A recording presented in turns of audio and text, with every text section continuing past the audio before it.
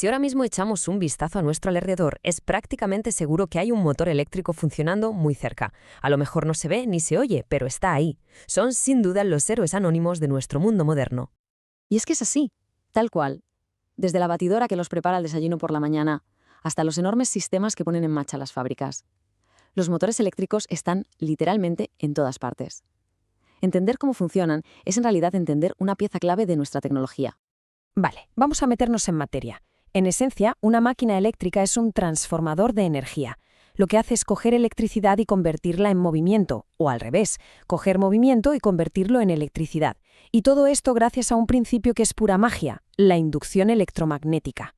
Y bueno, estas máquinas se dividen a grandes rasgos en dos familias. Por un lado, las estáticas, que como su nombre indica, no se mueven. Un transformador sería el ejemplo perfecto. Y por otro, las rotativas, que son las que nos interesan hoy, los motores y los generadores. Aquí es donde empieza la acción. Vamos a empezar por los pesos pesados. Los motores trifásicos. Son los auténticos gigantes, los que mueven toda la maquinaria pesada en la industria. Su potencia y su eficiencia son brutales. Cualquier motor trifásico tiene dos partes fundamentales. Primero, el estator, que es la parte fija, con unas bobinas desfasadas 120 grados entre sí. Y luego, el rotor, que es la parte que se mueve, la que gira dentro. El tipo de rotor más común tiene un nombre curioso, jaula de ardilla, por la forma que tiene. Y aquí es donde ocurre la magia. El estator crea un campo magnético que gira. Y este campo giratorio, pues, arrastra al rotor, que intenta alcanzarlo todo el rato. Es como una persecución magnética que nunca termina.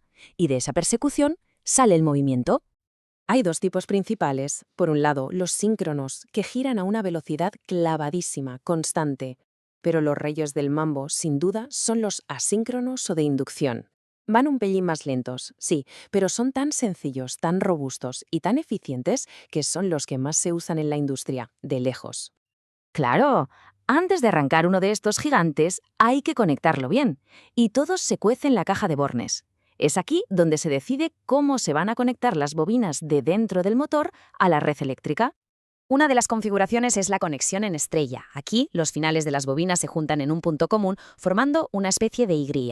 El dato clave es este. La conexión en estrella se usa cuando el motor va a trabajar con la tensión más alta de las dos que admite.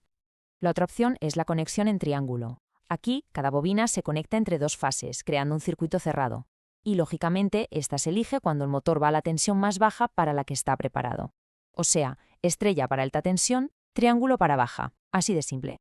Vale, hemos hablado de los gigantes de la industria, pero la mayoría de motores con los que convivimos son mucho, mucho más pequeños. ¿Qué pasa con ellos? ¿Cómo funcionan esos que mueven nuestros electrodomésticos y herramientas? Pues vamos a ello. Pasamos al mundo doméstico, a los motores de corriente alterna monofásica. Estos son los que nos encontramos en casa en aparatos de baja potencia, pero que usamos constantemente. Y aquí viene el gran reto de estos motores. Un motor monofásico, si lo dejas solo, no sabe para dónde empezar a girar. Su campo magnético no rota, simplemente aparece y desaparece. Por eso siempre necesita un sistema auxiliar, un pequeño empujoncito para que eche a andar. Y ese empujón se puede dar de varias formas. Una es usar una bobina auxiliar para crear un segundo campo magnético. Otra, que es la más habitual, es usar un condensador que le da un chute de energía inicial muy potente.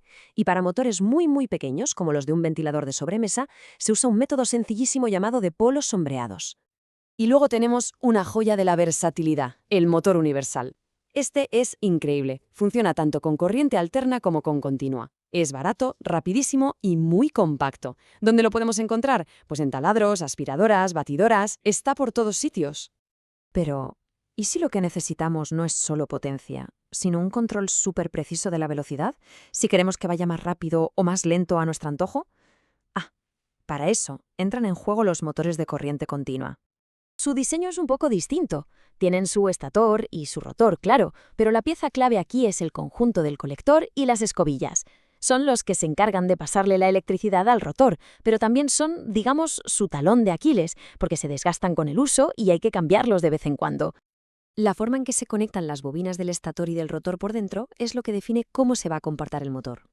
Pueden ir en serie, en paralelo, que también se llama shunt, una mezcla de ambos que es la compound, o incluso con una alimentación externa. Cada una de estas configuraciones le da al motor unas características de velocidad y fuerza muy diferentes. Bueno, saber cómo funcionan los motores está muy bien, pero instalarlos de forma segura y eficiente ya es otro cantar. Hay unas reglas que son cruciales para asegurarse de que toda esa potencia se entrega como debe ser, sin riesgos y sin malgastar energía. Primera regla de oro, y esto hay que grabárselo a fuego. El grosor de los cables que alimentan un motor nunca, pero nunca, puede ser inferior a 2,5 milímetros cuadrados. Es el mínimo absoluto por seguridad. Segunda regla. Los motores chupan mucha energía, especialmente cuando arrancan.